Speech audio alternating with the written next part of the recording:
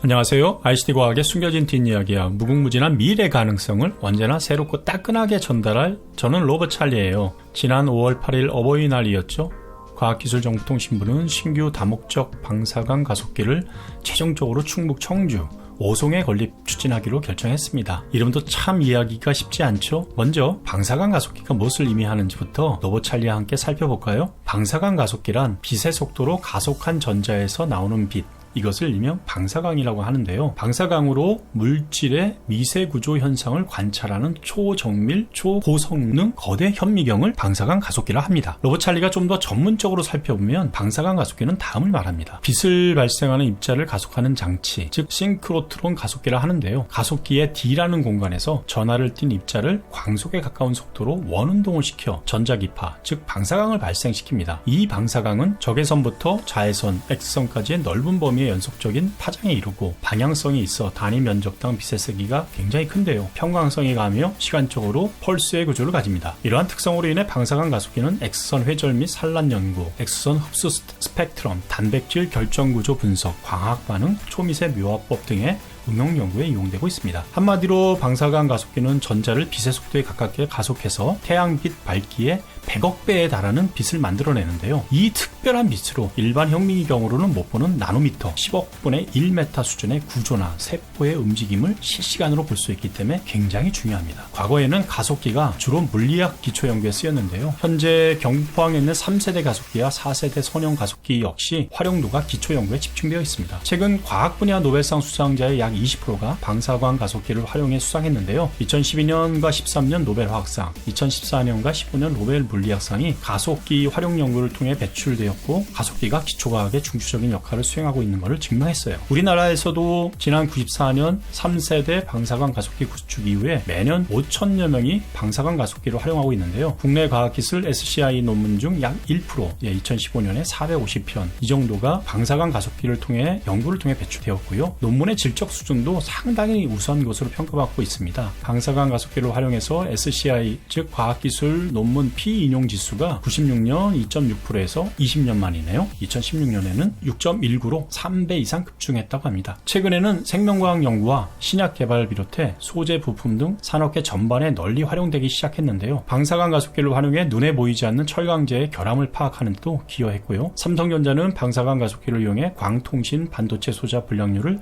70%에서 10%로 개선했다고 합니다. 반도체 산업의 벽이나 다름없었던 10나노미터 이하 반도체 공정 개발도 가능해졌다고 하는데요. 대만의 세계적인 파운드리 반도체 업체죠. TSMC는 연간 1000시간 이상을 방사광 가속기 빔라임을 이용하고 있다고 합니다. 단백질 구조를 파악할 수 있기 때문에 신약 개발 분야에서도 가속기는 필수 장비로 여겨지고 있는데요. 바이러스 단백질이 세포막을 뚫고 들어가는 모습도 포착할 수 있어 미국에서는 방사광 가속기로 조류 인플루엔자 치료제 타미플루를 개발했다고 하는데요. 신종플루 치료제인 타미플루는 미국에 있는 스탠포드대 가속기로 단백질의 구조를 분석하는 연구를 통해 개발되었고요. 남성 발기부전 치료제 비아그라 역시 구제역 백신 등도 마찬가지로 방사광 가속기의 분석을 통해 발견되었습니다. 로봇 찰리는 현재 인류를 괴롭히는 코비드-19 백신 신약도 어쩌면 방사선 가속기 연구를 통해 가능하겠다는 조심스러운 전망을 합니다. 방사광 가속기는 방속기에서 전자를 빛의 속도에 가깝게 가속시켜 태양빛 밝기의 100억 배에 달하는 밝은 빛, 즉 방사광을 만들어내는 장비인데요. 방사 전자석을 이용해 전자를 휘게 하여 방사광으로 원자, 분자 수준의 군원적 구조를 관찰할 수 있기 때문에 방사광 가속기를 초고성능 거대 현미경으로도 불린다는데 다시 한번 강조합니다. 방사되는 빛은 적외선에서 X선에 이르기까지 너무나 다양하여 연구자는 필요에 따라 적정 파장의 빛을 분광하여 실험에 활용합니다. 우리나라는 2016년 8월 29일 포항공대에 4세대 선형광 가속기를 설치했는데요. 9월 29일 준공식을 함으로써 미국, 일본에 이어 세계에서 세 번째 4세대 방사광 가속기 보유이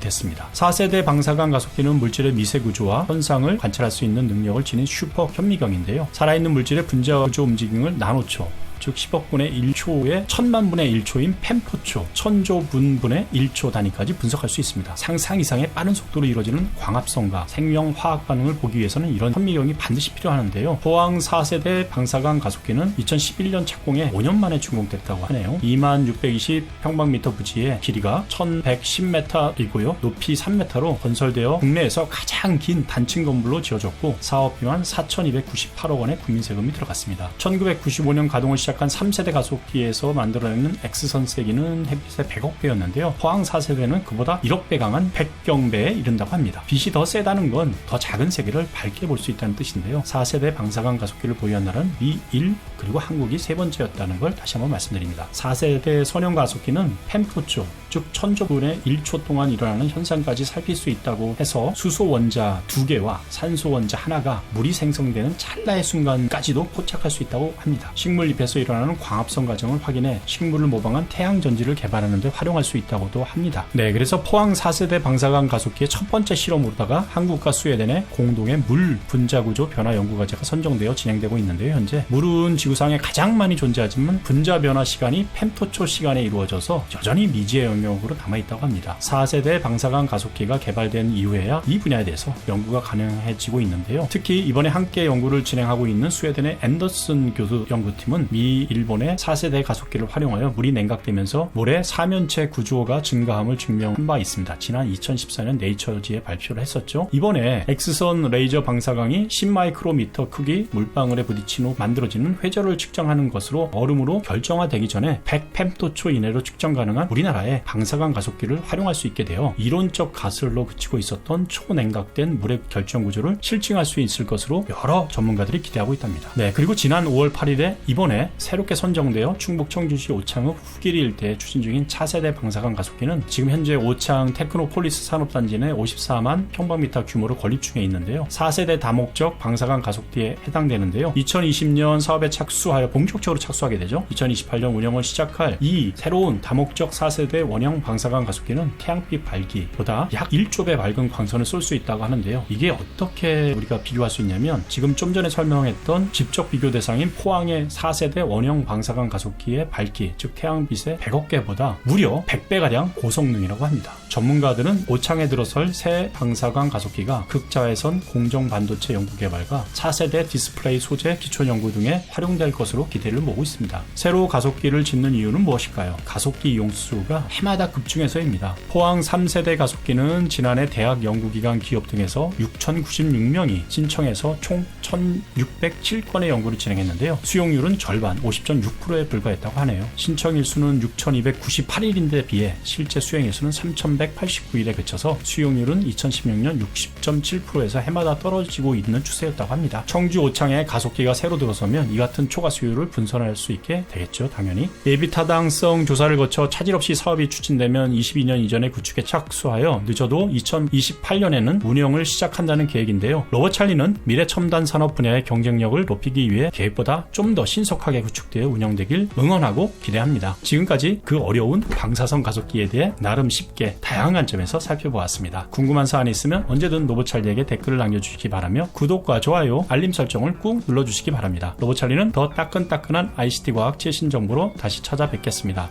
그럼 안녕!